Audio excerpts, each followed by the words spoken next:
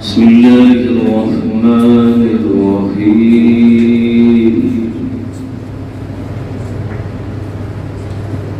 الحمد لله رب العالمين الرحمن الرحيم مالك يوم الدين مالك يوم الدين إياك نعبد وإياك نستعين اهدنا الصراط المستقيم صراط الذين أنعمت عليهم غير المغضوب عليهم ولا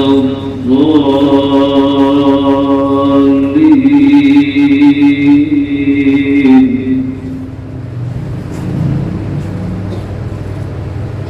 صلوات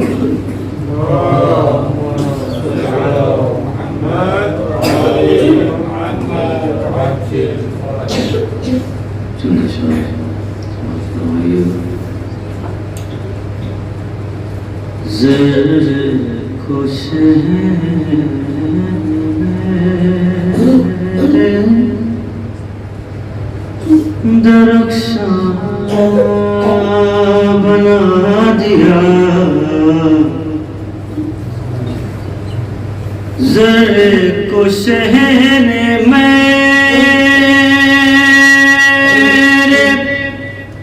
درخشاں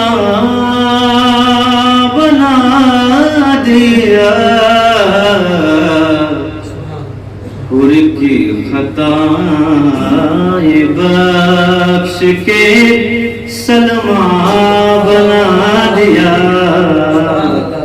اور کی خطائیں بخش کے سلمان بنا دیا قرآن کو سمیٹ کے نکتے کی شکل میں قرآن کو سمیٹ کے نکتے کی شکل میں حق نے علی کو مرقد ایمان بنا دیا حق نے علی کو مرقد ہم تو ولی کو عین خدا کے رہ گئے ہم تو ولی کو عین خدا کے رہ گئے توبہ نصیریوں نے تو یزداں بنا دیا توبہ نصیریوں نے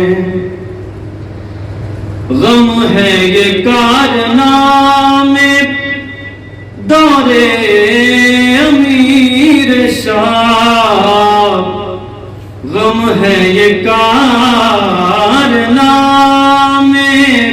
یہ دور امیر شاہ ایمان کو کفر کفر کو ایمان بنا دیا ایمان کو کفر کفر کو ایمان بنا دیا کافر بنا دیا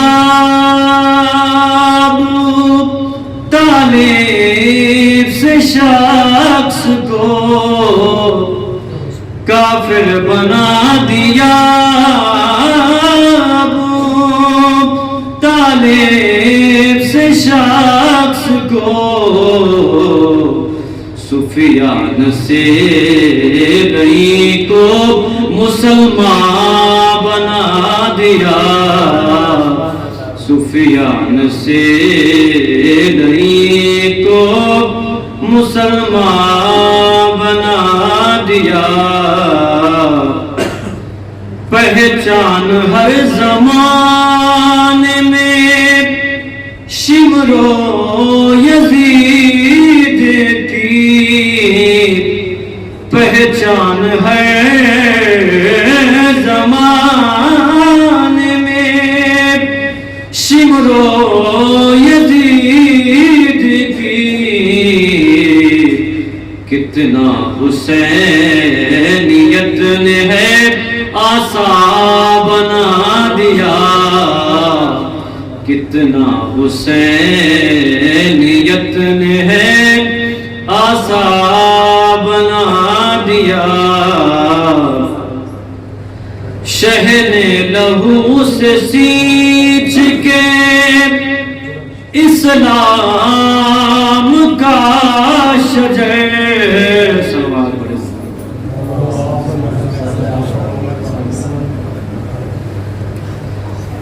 شہن لہو سے سینچ کے اسلام کا شجر اجڑے ہوئے چمن کو گلستان بنا دیا اجڑے ہوئے چمن کو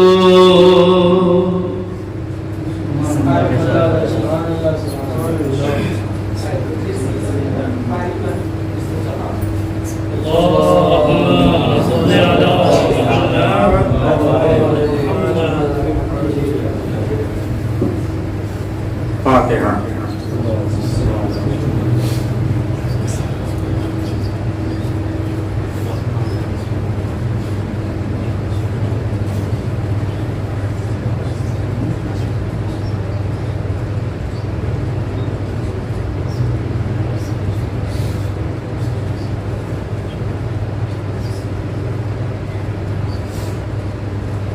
لا حول ولا قوة إلا بالله العلي العظيم أعوذ بالله من الشيطان الرجيم بسم الله الرحمن الرحيم حسبنا الله ونعم الوكيل نعم المولى ونعم النصير الحمد لله الذي لم يتخذ صاحبة ولا ولدا ولم يكن له شريك في الملك ولم يكن له ولي من الذل وكبره تكبيرا الصلاة والسلام على سيدنا ومولانا بالقاسم محمد اللهم صل على محمد وعلى محمد وعليه الطيبين الطاهرين المعصومين المظلومين ولعنة الله على أعدائهم أجمعين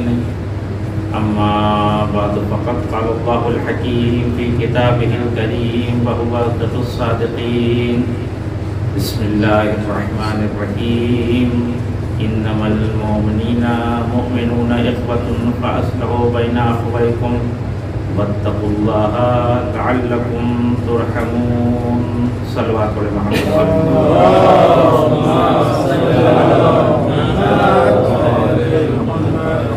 سے گزارش ایک بار سورہ حمد اور 3 بار سورہ توحید کی تلاوت سنا کے مرحوم و مقبول سید حلیمیہ ابن امین حسین مرحوم کی روح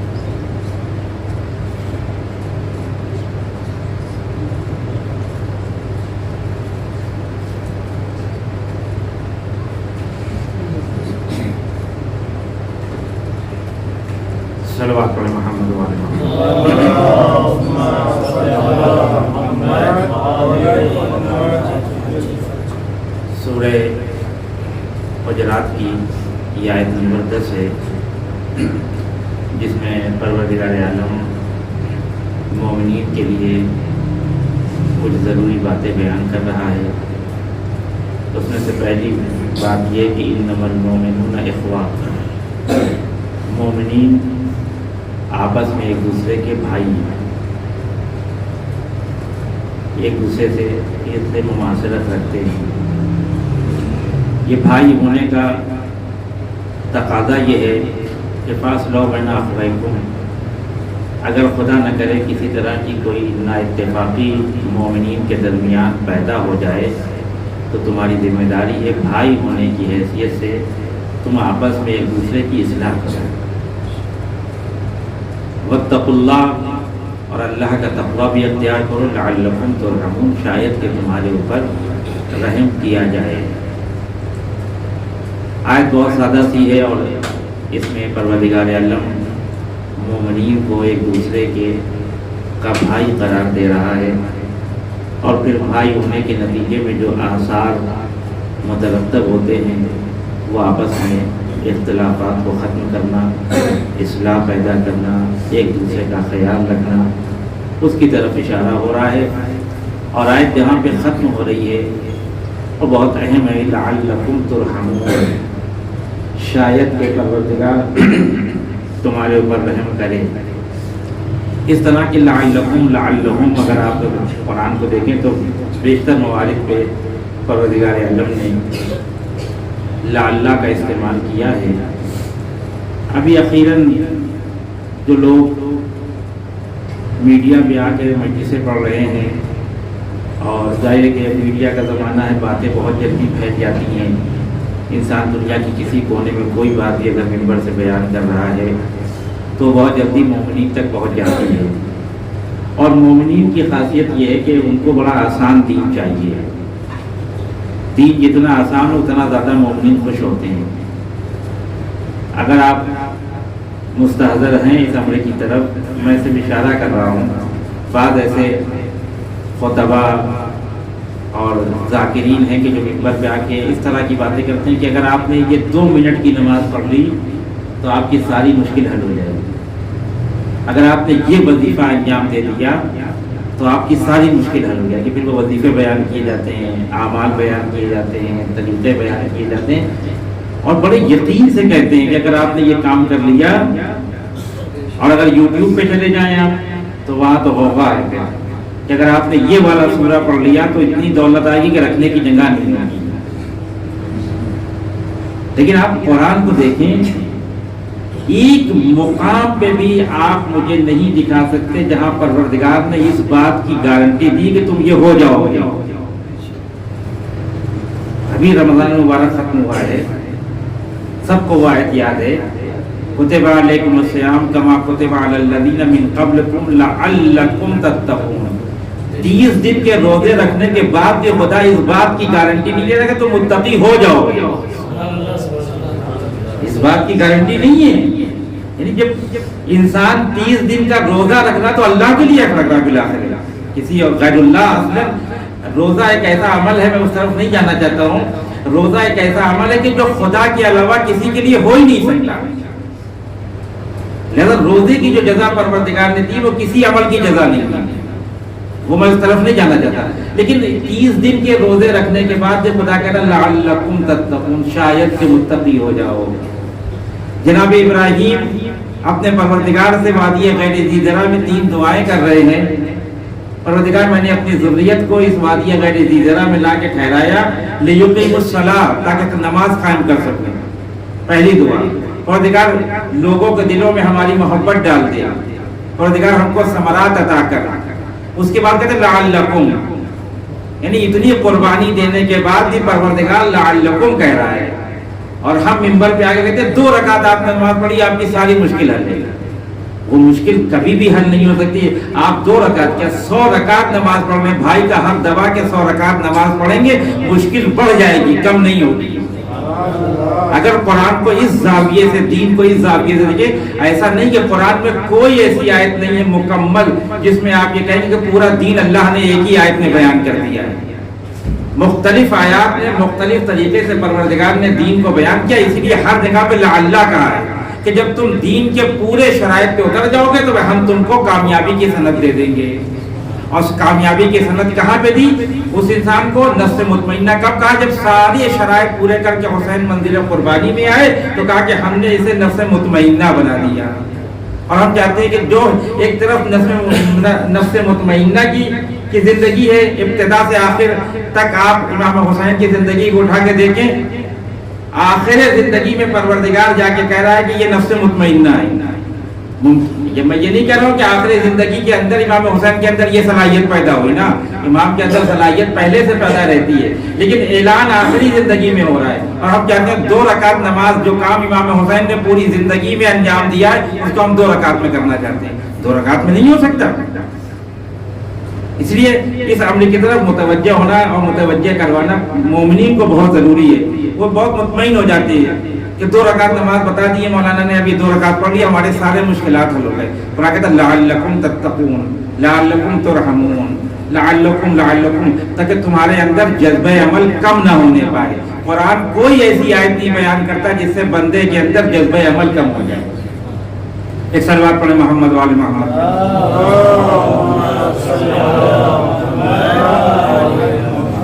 میں نے کہا میں صرف اشارہ کر رہا ہوں، میں اس مرحلے کی طرف نہیں جانا چاہ رہا ہوں۔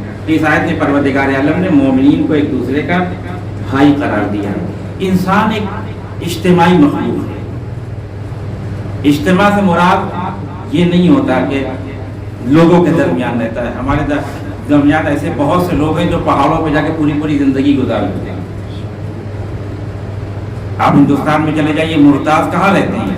یہ پبلک میں نہیں رہتے، یہ لوگوں کے درمیان نہیں رہتے، یہ اجتماع میں نہیں رہتے، یہ شہر کے باہر جنگلوں میں، صحراؤں میں، آشرم میں رہتے ہیں، لیکن پھر بھی یہ اجتماعی زندگی گزار رہے ہیں۔ کیونکہ اجتماعی زندگی کا مطلب ہے کہ ایک ایسی زندگی جہاں ہر آدمی ایک دوسرے کا معاون ثابت ہو رہا ہو۔ بغیر تعاون کے زندگی بشر کی نہیں چل سکتی۔ ایک انسان ہے آپ کے لیے کپڑا بنا رہا ہے، ایک انسان ہے جو کپڑا بنا رہا ہے، اس کے لیے آپ اس کی دوسری ضرورتوں کو پورا کر رہے ہیں۔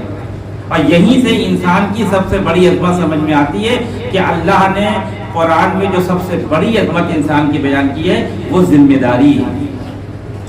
انسان کی سب سے بڑی، یہ جو کہتے ہیں کہ انسان کے سر پہ افضلیت کا تاج رکھا ہے، تو افضلیت کا تاج انسان اپنی ماں کے پیٹ سے لے کے آیا تھا؟ نہیں، کوئی ایسا کام کیا ہے انسان نے جو اللہ کی کسی مخلوق نے نہیں کیا۔ کوئی ایسا کام ہے انسان کی زندگی میں جو فرشتوں کی زندگی میں بھی نہیں ہے۔ کوئی ایسا کام ہے انسان کی زندگی میں جو جانوروں کی زندگی میں نہیں ہے۔ وہ کام انسان کا اللہ کی امانت کی ذمہ داری قبول کرنا ہے، وہ کسی نے نہیں کی۔ اِنَّا عَرَضْنَا الْأَمَانَةَ عَلَى السَّمَاوَاتِ وَالْأَرْضِ وَالْجِبَالِ فَأَبَيْنَ أَن يَحْمِلْنَهَا وَأَشْفَقْنَ مِنْهَا فَحَمَلَهَا الْإِنسَانُ۔ جب اللہ نے اپنی ذمہ داری کو پہاڑ کے اوپر، دریا کے اوپر اور آسمان کے اوپر عرضہ کیا تو سب نے انکار کر دیا۔ تنہا جو ذات بڑھ کے اس ذمہ داری کو اٹھا رہی تھی وہ ذات انسان ہے۔ تو انسان کی سب سے بڑی خصوصیت یہ کہ وہ ذمہ دار مخلوق ہے، اور ذمہ دار مخلوق اجتماع کے اندر زندگی گزارتا ہے، صحراؤں میں زندگی نہیں گزارتا۔ یہ ایک مرحلہ ہے گفتگو کا۔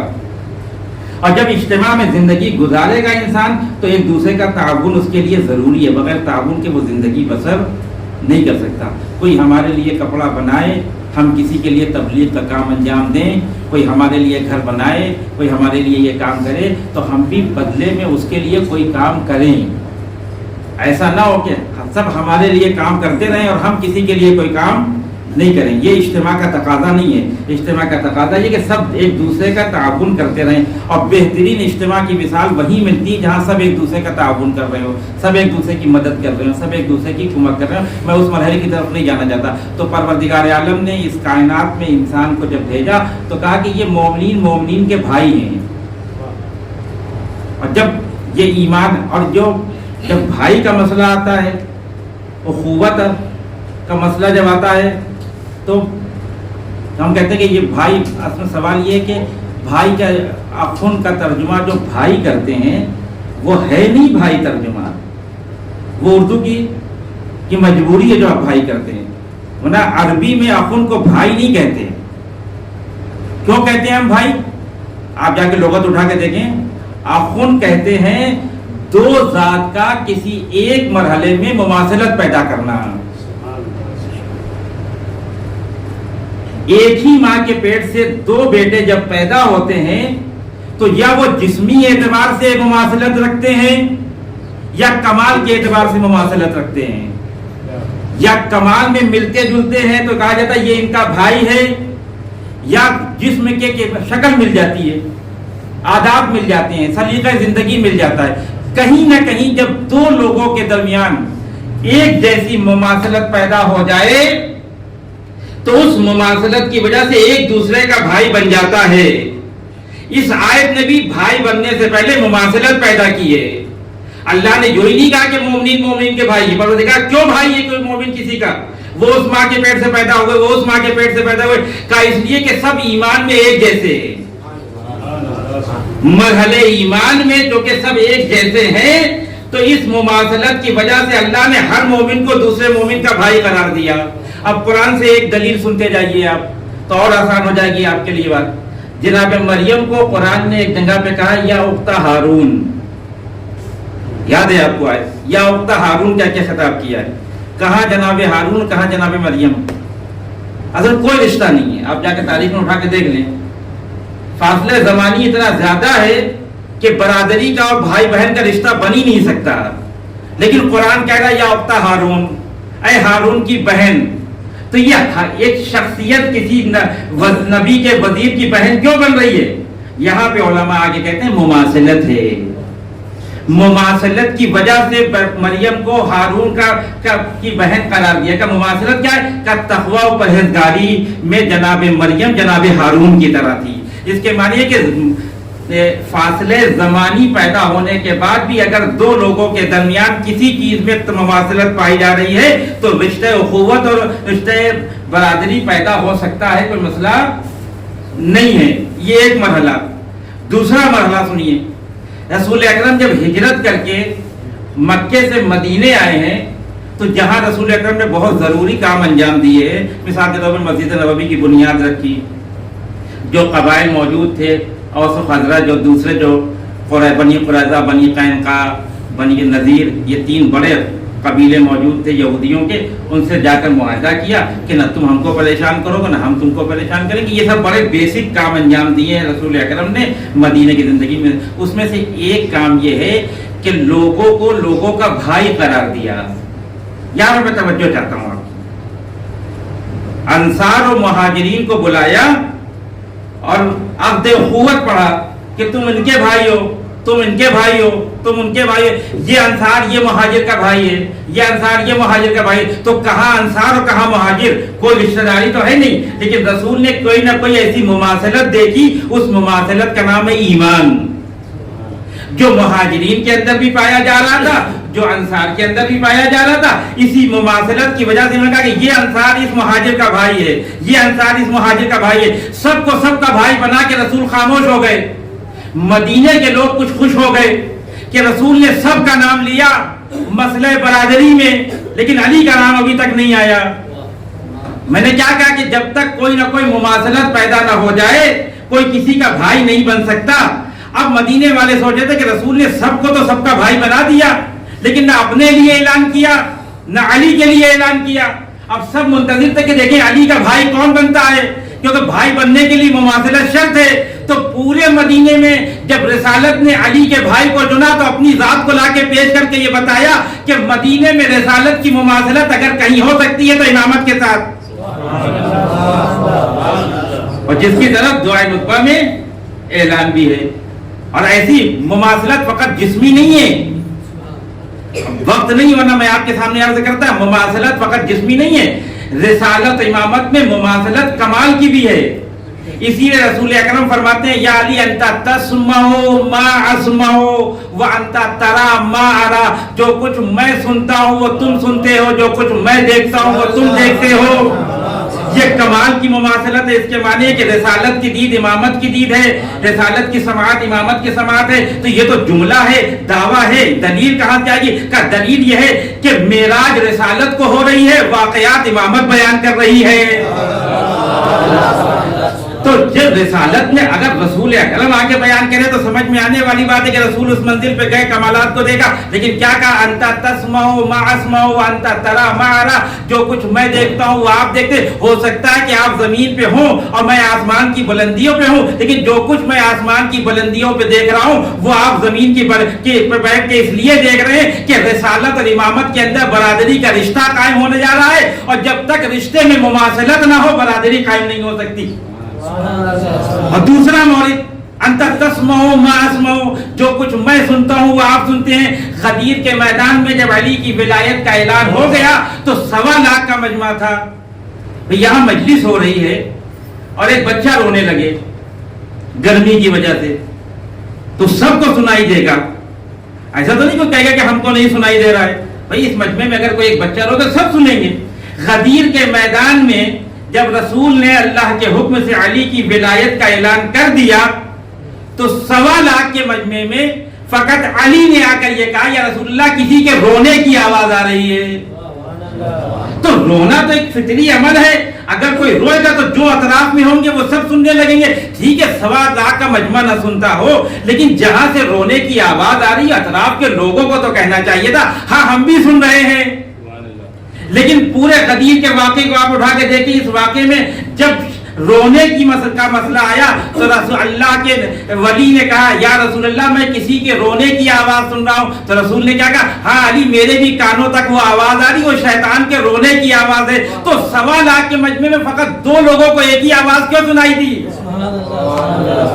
انت تسمع ما اسمع، جو کچھ میں سنتا ہوں وہ تم سنتے ہو. تو اب سمجھ میں آیا رشتے برادری علی اور رسالت کے درمیان جو قائم ہوئی ہے وہ مماثلت کمالی کی وجہ سے ہے کہ جو کچھ وہ ہے وہی علی بھی ابن ابی طالب بھی ہے. جو کمالات رسول کی ذات کے اندر پائے جاتے ہیں وہ علی ابن ابی طالب کی ذات کے اندر پائے جاتے ہیں. ایک صلوات پڑھے محمد والے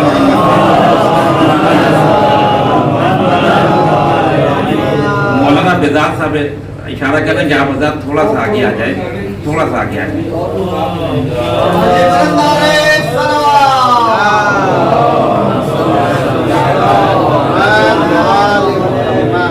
تو اس کے بعد ایک بات طے ہو گئی، ہم سب کے لیے واضح ہو گئی کہ رشتے برادری اخوت اسی وقت قائم ہوگی جب مماثلت پائی جا رہی ہو.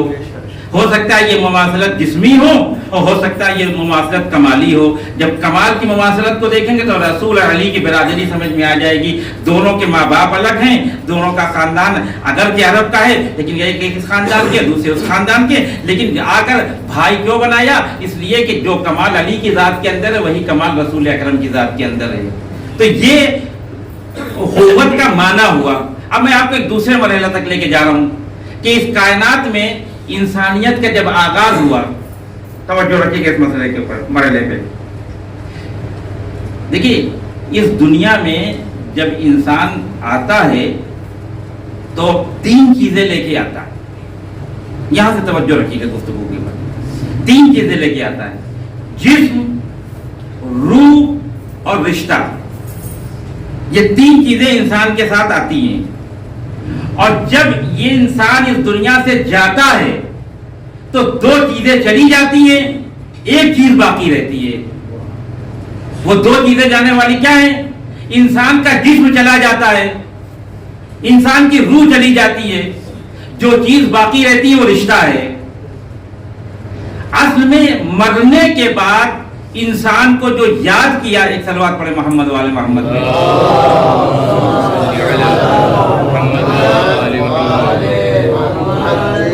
مرنے کے بعد انسان کو جو یاد کیا جاتا ہے وہ اس کے روح اور جسم کی وجہ سے نہیں یاد کیا جاتا، وہ اس کے رشتے کی وجہ سے یاد کیا جاتا ہے. کیونکہ مسئلہ ختم ہو جاتا ہے جسم روح کا. میں آپ مثال دوں، آپ اصل بالکل متوجہ نہیں ہوتا اس کے جسم کی طرف، پھر روح کی طرف متوجہ نہیں ہوتا. سالہ سال جب انسان کو یاد کیا جاتا ہے اس لیے کہ وہ میرا بھائی ہے، اس لیے کہ وہ میرا باپ ہے، اس لیے کہ وہ میری ماں ہے. تو اس کے معنی کہ انسان جب اس دنیا میں آتا ہے تو 3 چیزیں لے کے آتا ہے: جسم، روح اور رشتہ. جو چیز باقی رہ جاتی ہے وہ رشتہ ہے، اور جو چیز چلی جاتی ہے وہ جسم اور روح ہے. اسی لیے اعلان کیا کرتے ہیں جب کوئی مر جاتا ہے کہ فلاں صاحب مر گئے، ان کی مٹی 9 بجے اٹھے گی. یہ فلاں صاحب مٹی کب سے بن گئے؟ अभी तो कुछ देर पहले इंसान थे जब तक जिंदा थे, अभी कुछ देर पहले इनको कहा जा रहा था कि अरे भाई ये साहब जिंदा हैं, ये इंसान है, बड़े अच्छे इंसान है। जैसे ही मरे, जिस्म रूह खत्म, किस्सा खत्म हुआ, राबता टूट गया, ये मिट्टी बन गए। यहीं से एक मसला कुरान ने हल कर दिया कि ये मिट्टी क्यों बने, इसलिए कि अब रूह का राबता जिस्म से खत्म हो गया। जिस्म की सारी कद्र कीमत उस रूह की वजह से है जो जिस्म में मिली हुई है। और यहीं से शैतान को इश्तिबाह हो गया था, जब अल्लाह ने शैतान से कहा था कि जब मैं इस पुतले में रूह फूंक दूं तो तुम सब के सब सजदे में चला। शैतान नहीं गया, आप जानते हैं वो। फिर उससे इस्तेदलाल करने लगा, परवरदिगार के सामने काबिलियत दिखाने लगा। जब किसी हद तक उसकी काबिलियत काबिल कबूल है, उसने कहा कि परवरदिगार तूने मुझे आग से पैदा किया है, आदम को मिट्टी से पैदा किया है, और आग मिट्टी से बेहतर होती है, और अफजल मफजूल के सामने सजदा नहीं करता। ठीक है, सुगरा कुबरा सब कुछ नतीजा एकदम सही है, बिल्कुल कोई इश्काल नहीं कर सकता शैतान की काबिलियत के ऊपर। लेकिन परवरदिगार ने एक बहुत ही कलीदी नुक्ता बयान किया। परवरदिगार ने कहा कि हमने तुमसे कब कहा था कि तुम आदम को सजदा करो? हमने तो ये नहीं कहा था, मैंने तो कहा था फैजा नफख्तु फीहि मिन रूही फक़ऊ लहू साजिदीन। जब मेरी रूह इस पुतले में चली जाए, उलमा कहते हैं ये मिन नशरिया है। मिन नशरिया का मतलब जब फैज़ इलाही इस पुतले में आ जाए तो अब ये पुतला नहीं हो गया, ये फैज़ इलाही से मुत्तसिल हो गया। अब मैंने शैतान को पुतले के सजदा करने का हुक्म नहीं दिया है, फैज़ इलाही का हुक्म दिया है। फैज़ इलाही से ज्यादा कोई बुलंद चीज तो नहीं है, देखो वहां तक वो बिल्कुल सही था। लेकिन उसकी सारी तवज्जो शैतान की आदम के उस मिट्टी के मरहले पे और मादे के ऊपर थी। परवरदिगार ने कहा हमने मादे को सजदा करने का हुक्म नहीं दिया, हमने इसलिए नहीं कहा कि जब ये पुतला बन के तैयार हो जाए तो सबके सब सजदे में चले जाना। मैंने कहा था जब मेरा फैज इस पुतले तक पहुंच जाए तो इंसान के अंदर कितना कमाल पैदा हो जाएगा, ये मस्जूद मलाइका बन जाएगा। जैसे ही ये फैज खत्म होता है, कहते मिट्टी उठने जा रही है। कहाँ ये मिट्टी का? इसलिए मिट्टी के अब जिस्म रूह का राबता मुनक़ता हो गया है। तो इंसान जब इस दुनिया में आता है तो अपने साथ रिश्तों की जंजीर में बंधा हुआ होता है। बहुत से रिश्ते होते हैं। अब अगर आप कायनात में उठा के देखें तो रिश्तों की एक पूरी कायनात है जो सजाई जाती है, और फिर धीरे धीरे वो कायनात बढ़ती चली जाती है। लेकिन रूए ज़मीन पे सबसे पहला रिश्ता जो अल्लाह ने कायम किया वो जनाब आदम और जनाब हव्वा के जरिए ज़ौजियत का रिश्ता कायम हुआ। सफ़े मलाइका में खुद मलाइका ने परवरदिगार से सवाल किया था। बस यहाँ से तवज्जो रखिए, मैं बात को बहुत जल्दी खत्म कर दूंगा। जब मलाइका से अल्लाह ने कहा था कि मैं ज़मीन पे खलीफा बनाने वाला हूँ, तो मलाइका ने क्या कहा था? नहनु नुसब्बिहु व नुक़द्दिसु लक। परवरदिगार हम तेरी तस्बीह और तक़दीस करने के लिए बैठे हुए हैं, तूने आदम को क्यों बना दिया? ये बशर जाकर फुरेज़ी पैदा करेगा, फसाद पैदा करेगा ज़मीन पर। इस मरहले को मरहूम अल्लामा तबतबाई ने अपनी तफसीर में हल किया है कि सवाल ये कि मलाइक को कैसे मलक को कैसे मालूम हो गया, या मलाइक को कैसे मालूम हो गया कि ये फुरेज़ी पैदा करेगा, फसाद पैदा करेगा? जाके वहाँ मुराजा करे, मसला हल हो जाएगा। लेकिन बात तो गलत नहीं कि अल्लाह ने ये नहीं कहा कि तुमने गलत का। परवरदिगार ने कहा इन्नी आलमु मा ला तालमून, जो मैं जानता हूँ वो तुम नहीं जानते। ये नहीं कहा कि तुमने कहा है वो गलत कहा है। परवरदिगार ने बात को रद्द नहीं किया। मलक ने कहा था कि ये जाकर फुरेज़ी पैदा करेगा, फसाद पैदा करेगा। जमीन में जनाब आदम और जनाब हव्वा आए, जिंदगी गुजारने लगे। अल्लाह ने कुछ दिनों के बाद एक बेटा दे दिया। अब एक रिश्ते से दो रिश्ते पैदा हो गए। पहले ज़ौजियत का रिश्ता था, अब माँ बाप का रिश्ता बढ़ता चला गया। कि रूए जमीन पे पहला रिश्ता ज़ौजियत का, दूसरा रिश्ता माँ बाप का रिश्ता। जैसे ही एक बेटा पैदा हुआ, ये माँ बाप बन गए, वो बेटा बन गया। जिंदगी बढ़ रही है, अभी कोई मसला पेश नहीं आया, अभी कोई मुश्किल पेश नहीं आई, अभी फरिश्तों का वो मसला पेश नहीं आया जिसकी तरफ से परवरदिगार से उन्होंने कहा था ये फुरेज़ी पैदा करेगा, फसाद पैदा करेगा। लेकिन जैसे ही अल्लाह ने दूसरा बेटा दिया, जनाब आदम को दूसरा बेटा दिया, दोनों बेटे जवान हुए, तो अब तीसरा रिश्ता कायम हो गया। पहले ज़ौजियत का रिश्ता था, फिर माँ बाप का रिश्ता था, अब बरादरी का रिश्ता आ गया। अब भाई, दो भाई हो गए, हाबिल और काबिल, दो भाई हो गए। तवज्जो रखिएगा। अब जैसे ही ये रिश्ता अखुवत कायम हुआ, तो अब क्या हुआ? कुछ दिनों के बाद जब दोनों जवान हुए, वो सारा मसला पेश आया नजर परवरदिगार का। एक की कबूल हुई, दूसरे की कबूल नहीं हुई, तो एक भाई ने दूसरे भाई को कत्ल कर दिया। زمین پہ پہلا خون بہا، فرشتوں نے کیا کہا تھا؟ پروردگار کسے بھیج رہا ہے جو فساد پیدا کرے گا، جو خونریزی کرے گا؟ تو کس رشتے کی وجہ سے انسان کی آبرو گئی؟ رشتہ اخوت کی بنا پر ایک بھائی نے دوسرے بھائی کو قتل کر دیا، فرشتوں کی بات صحیح ثابت ہو گئی، فرشتوں کی نگاہوں میں انسان کی آبرو ختم ہو گئی۔ تو اب سوال یہ ہے کہ جو آبرو جس رشتے کی وجہ سے ختم ہوئی ہے واپس بھی اسی رشتے کی وجہ سے آئے گی، کسی اور رشتے کی وجہ سے نہیں آئے گی؟ توجہ لگیے گا، کوئی اگر ادبیات میں فیل ہو جائے اور دوسرے امتحان میں فقہ میں 20 میں 20 لے کے آ جائے اور اپنے پرچہ لے کے جائے، دیکھیں میں 20 میں لیے 20 لے کے آ گیا، میری عزت واپس آ گئی، کہا نہیں گئی کس کی وجہ سے تھی؟ کہا ادبیات کی وجہ سے، کہا واپس بھی ادبیات کی وجہ سے آئے گی، کوئی اور چیز آپ کی عزت کو واپس نہیں لا سکتی۔ ملائکہ کے سامنے انسانیت کی آبرو جو گئی تھی وہ کس رشتے کی وجہ سے گئی تھی؟ کہا رشتہ اخوت کی وجہ سے، کہا واپس کس رشتہ کی وجہ سے آئے گی؟ کہا رشتہ اخوت کی وجہ سے۔ اب ہم انتظار کر رہے تھے، نبوت کا سلسلہ شروع ہوا، ایک ایک نبی آتا رہا، ہماری نگاہیں لگی نہیں، کہیں تو کوئی رشتہ اخوت نظر آئے کہ جہاں فرشتوں کے سامنے انسانیت کی آبرو واپس آ جائے۔ کوئی ایک ایسا مسئلہ تو پیش آئے کہ ہم دیکھتے رہے، ہم تاریخ پہ غور کرتے رہے، ہم نے بڑی توجہ کی، ہم کو ایک جگہ پہ 12 بھائی نظر آئے، ہم نے کہا یہاں تو اتنے بھائی اللہ نے دے دیے ہیں نبی کو، تو یہاں تو کہیں نہ کہیں رشتہ اخوت کی وجہ سے انسان کی آبرو واپس آ جائے گی۔ لیکن وہاں تو اور مسئلہ خطرناک ہو گیا، وہاں تو ابتدائے خلقت انسان میں ایک بھائی نے دوسرے بھائی کو قتل کیا تھا، یہاں 11 مل کے ایک کو قتل کر رہے ہیں۔ تو یہاں بھی رشتہ اخوت کی وجہ سے آبرو واپس نہیں آئی۔ توجہ رکھیں، جہاں تک میں آپ کو لے کے جانا چاہتا ہوں اس منزل پہ آپ کو لطف آئے گا۔ پھر ہماری نظر نبوت کی تاریخ پہ لگی رہی، پھر ہم کو 2 بھائی نظر آئے، ایک طرف موسیٰ تھے ایک طرف ہارون تھے، ہم نے کہا یہ دونوں تو لائق ہیں، ان کی وجہ سے تو لٹی ہوئی آبرو انسانیت کی واپس آ جائے گی۔ لیکن ہم نے دیکھا جب موسیٰ میقات رب سے واپس آئے تو ایک بھائی نے دوسرے بھائی کا گریبان پکڑ لیا کہ یہ تم نے کیا کر دیا ہماری غیبت میں، قوم گمراہ ہو گئی، تم دیکھتے رہے۔ تو یہاں پہ بھی انسانیت کے اس رشتے کی وجہ سے انسانیت کی آبرو واپس نہیں آ رہی تھی۔ ہم بہت انتظار کرتے رہے، ہم بہت غور کرتے رہے، نبیوں کا سلسلہ آتا رہا، ہماری غور و فکر جاری رہتی رہی، اور جب یہ سلسلہ آ کر خاتمیت پہ پہنچا اور رسول اکرم مکے سے مدینے جانے لگے تو اپنے بھائی سے کہتے ہیں علی آج تم ہمارے بستر پہ سو جاؤ۔ توجہ رکھیے گا، جہاں تک میں آپ کو لے جانا چاہتا ہوں، اے علی آج میری جان خطرے میں ہے، آج میری جان خطرے میں، تم ہمارے بستر پہ لیٹ کے سو جاؤ۔ تو علی ابن ابی طالب نے کیا کہا تھا؟ میرے سو جانے سے میرے بھائی کی جان بچے گی کہ نہیں بچے گی؟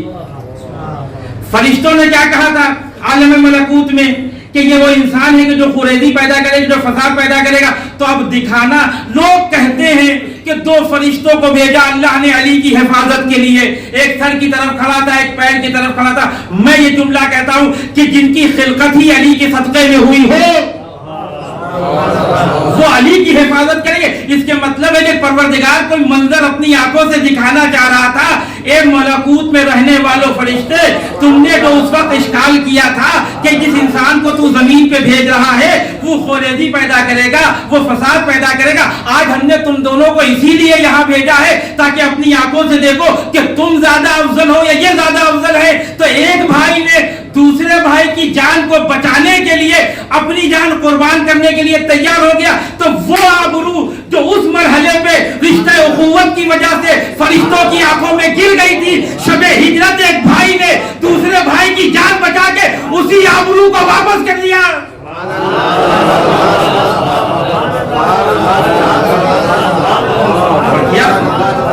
اور پھر پروردگار نے سمجھایا ملک کو کہ انسان کی رشتہ اخوت کی عظمت کو سمجھو، چلو تم انسان کی بات کرتے ہو، ہم تم دونوں کو ایک دوسرے کا بھائی قرار دیتے ہیں، تم ایک طرف سر کی طرف کھڑے ایک پیر کی طرف کھڑے، تم دونوں بھائی ہو گئے، اب یہ بتاؤ کہ تم دونوں میں سے کون کس پہ جان قربان کرے گا؟ تو کیا کہا دونوں نے کہ سرکار ہم یہ کام نہیں کر سکتے، ہم آپ کی عبادت کر سکتے ہیں، لیکن ہم اب بھائی ہونے کی حیثیت سے دوسرے بھائی کے اوپر اپنی جان قربان نہیں کر سکتے۔ قدرت نے آواز دی، دیکھو عروج انسانیت کو دیکھو، وقار انسانیت کو دیکھو، عظمت انسانیت کو دیکھو۔ جس رشتے کی وجہ سے کل انسانیت کی آبرو گئی تھی، آج وہی رشتے اخوت ہے جو ایک بستر پہ سو رہا ہے، ایک بھائی جا رہا ہے، ایک بھائی خطرے میں ہے، لیکن ایک بھائی نے دوسرے بھائی کی جان بچا کے رشتے اخوت کے ذریعے عظمت انسان کو واپس کر لیا۔ آج ملک کے سمجھ میں آیا کہ اللہ نے کہا تھا انی اعلم ما لا تعلمون، جو میں جانتا ہوں وہ تم نہیں جانتے۔ تمہیں کیا پتا کہ ایک زمانہ آئے گا کہ جب یہی رشتہ اخوت ہوگا جس کی وجہ سے انسانیت کی عزت و آبرو پھر سے واپس آ جائے گی۔ کون ایسی قربانی پیش کر سکتا ہے؟ کون تلواروں کے سائے میں سو سکتا ہے؟ کون اپنی جان قربان کر سکتا ہے؟ کہ وہی رشتہ اخوت ہے جس کے اندر اللہ نے یہ جذبہ قربانی لا کے رکھا ہے۔ تو جس رشتہ اخوت، بس بات کو ختم کر رہا ہوں، جس رشتہ اخوت کی بنا پر علی ابن ابی طالب نے اپنی جان کو خطرے میں ڈال کے رسالت اپنے بھائی کی جان کو بچا کر انسانیت کی عزت و آبرو کو واپس پلٹایا، اسی رشتہ اخوت کو معراج تک کربلا میں عباس نے پہنچایا۔ علی ابن ابی طالب کی شخصیت سے آپ واقف ہیں کہ علی ابن ابی طالب نے نہ کبھی دنیا مانگی اور نہ کبھی آخرت مانگی۔ علی کیوں مانگتے؟ دنیا اس لیے نہیں مانگی علی نے کہ علی کے معیار سے بہت پست تھی، اور آخرت اس لیے طلب نہیں کی کہ قوت خرید کے اندر تھی۔ جو مرضی الہی کا سودا کر رہا اس کے لیے آخرت کی کیا حیثیت ہے؟ لیکن علی کے ساتھ مجبوری یہ ہے، دیکھیے بے نیازی صرف خدا کی صفت ہے اور کسی کی صفت نہیں ہے، بس وہ بے نیاز ہے، باقی دنیا میں سب نیاز مند ہیں۔ کوئی ایسا بشر نہیں ہوگا، کوئی ایسی مخلوق پروردگار نہیں ہوگی جس کے اندر نیاز مندی نہ پائی جاتی ہو، بس ایک ذات پروردگار ہے جو بے نیاز ہے۔ لیکن علی جب دنیا نہیں مانگ رہے ہیں، جب آخرت نہیں مانگ رہے ہیں، تو دنیا تو یہی کہے گی کہ یہ بے نیاز ہے، اور بے نیازی خدا کی صفت ہے۔ اللہ رے عظمت علی ابن ابی طالب مسلمانوں کی توحید کو بچانے کے لیے علی نے کچھ مانگا پروردگار سے، لیکن نہ دنیا مانگی نہ آخرت مانگی، کیونکہ آخرت بھی قوت خرید کے اندر تھی، دنیا بہت بس تھی۔ اب اگر علی مسلمانوں کی توحید کو بچانے کے لیے، اپنی نیاز مندی کو ثابت کرنے کے لیے خدا کے سامنے ہاتھ پھیلا رہے ہیں، تو اب جو کچھ علی طلب کریں گے وہ کائنات کی سب سے عظیم شے ہوگی۔ تو علی نے اپنی نماز شب میں اللہ سے اگر کچھ مانگا تو اپنے بیٹے کے لیے ایک بھائی کو طلب کیا، پروردگار مجھے ایک بیٹا دے دے جو کربلا میں حسین کے کام آئے۔ وہ مرحلہ جو شب ہجرت باپ نے اپنی قربانی کے ذریعے سے وقار انسان کو بلند کیا تھا، اسی وقار انسان کو معراج تک کربلا کے میدان میں جناب عباس نے پہنچا۔ یہ رشتہ ایک ایسا رشتہ ہے عزیزان محترم، آپ اگر تھوڑا سا توجہ کریں، جتنے رشتے جو ہم جس زنجیروں میں ہم بندھے ہوئے ہیں، ایک پوری چین ہے جو چلتی چلی جا رہی ہے، ایک سے ایک جڑا ہوا رشتہ، ایک سے جڑا، لیکن سارے رشتوں کی ایک خصوصیت ہے۔ خصوصیت کیا ہے؟ کہ جتنے رشتے قائم ہوتے ہیں اس دنیا میں سب ذمہ داری لے کے آتے ہیں۔ آپ بیٹے بن گئے کسی کے تو اطاعت کی ذمہ داری، گھر میں ایک بہن آ گئی تو ناموس کی ذمہ داری، شادی ہو گئی تو نفقے کی ذمہ داری، بچے ہو گئے تو تربیت کی ذمہ داری۔ یعنی جتنے رشتے بڑھتے چلے جاتے ہیں ذمہ داری بڑھتی چلی جاتی ہے، ذمہ داری بڑھتی چلی جاتی ہے۔ کائنات بشریت میں فقط ایک رشتہ ایسا ہے جب وہ پیدا ہوتا ہے تو ذمہ داری کم کرتا ہے، ذمہ داری بڑھاتا نہیں ہے، اسی رشتے کا نام رشتے اخوت ہے۔ جب ایک گھر میں اکیلا بیٹا ہوتا ہے تو ساری ذمہ داری اس کے اوپر آ جاتی ہے، لیکن جب دوسرا بھائی اسی گھر میں پیدا ہو جاتا ہے تو دوسرے ایک بھائی کو اس بات کا خیال ہے تو چلو میرا قوت بازو آ گیا، کچھ ذمہ داری ہم اٹھائیں گے، کچھ یہ اٹھا لے گا۔ لیکن عزیزو جب وہی بھائی دنیا سے چلا جائے، میں کس انداز میں تسلیت پیش کروں اپنے برادر کو؟ ابھی 3 دن پہلے باپ دنیا سے گیا ہے اور 3 دن کے بعد جوان بھائی کے انتقال کی خبر آتی ہے۔ سخت ہے یہ مرحلہ عزیزو، ہمارے آپ کے لیے کیا، وقت کا امام حسین ابن علی جو اپنے بھائی کے جانے پہ آواز دے رہا الآن انکسر ظہری اخی، کیسے تسلیت دے؟ وہ कौन से अल्फाज लेके आए कि अपने बरादर से कहे कि सब्र करो। देखिए एक ऐसा रिश्ता टूटा है जो सारी जिम्मेदारियां इनके ऊपर डाल के चला गया। अब सारी घर की जिम्मेदारी छोटे भाई के ऊपर आ गई, क्योंकि एक भाई दुनिया से चला गया है। मगर मैं इतना कहूंगा, ए बरादर अजीज, जब आपका भाई दुनिया से गया तो भाई के जिस्म पे बाजू सालिम तो थे, भाई की आंख में किसी ने तीर तो नहीं मारा था, आपका भाई, आपके भाई का सर किसी बुर्द से जख्मी तो नहीं हुआ था।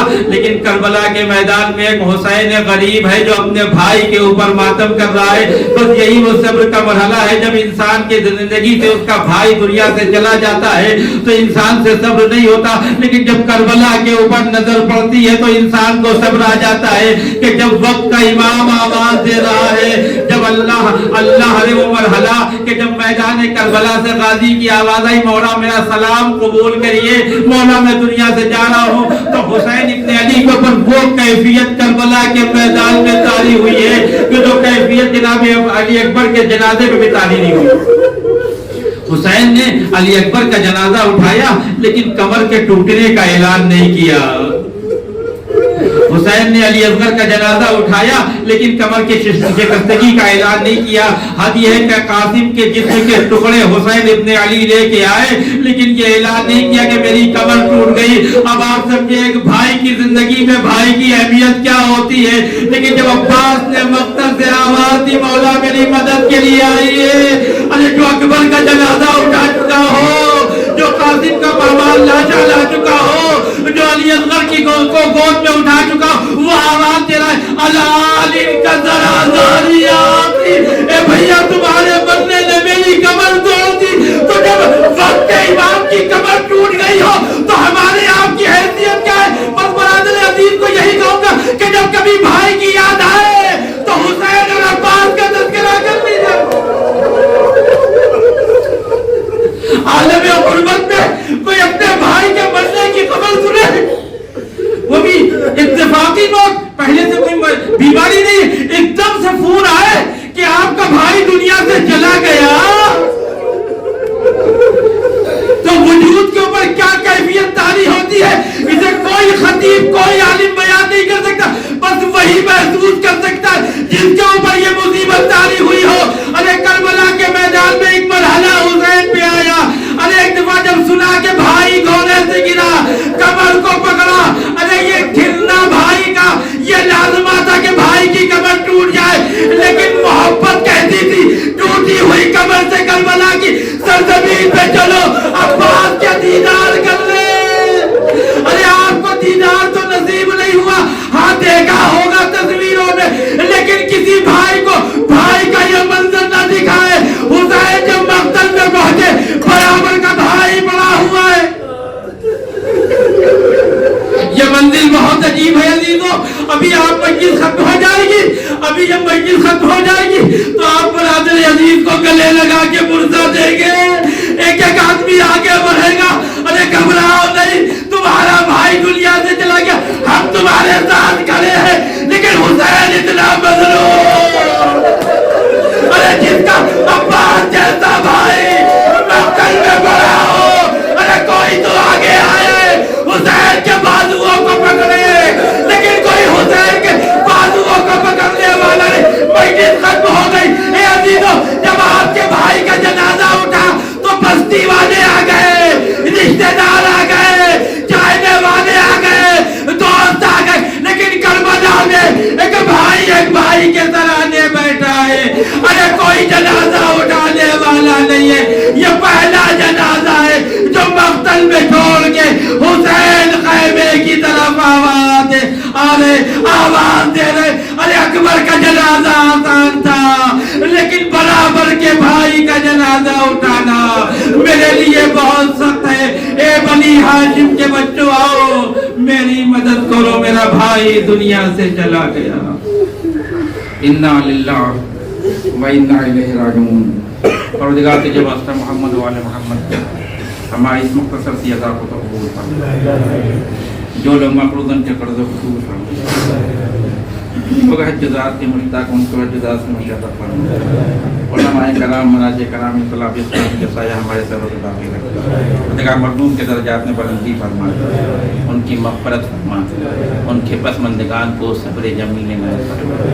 خداوند تجھے واسطہ محمد والے محمد کا امام زمانہ کے ظہور میں تعجیل فرما, ہم کو ان کے اعوان و انصار میں شامل فرما. ربنا وتقبل دعاء انک انت السمیع العلیم وتب علینا انک انت التواب الرحیم. مزید ایک بار سورہ حمد اور 3 بار سورہ توحید کے تلاوت فرما کر سید علی میاں ابن امین المرحوم کی روح کو عیسیٰ فرما.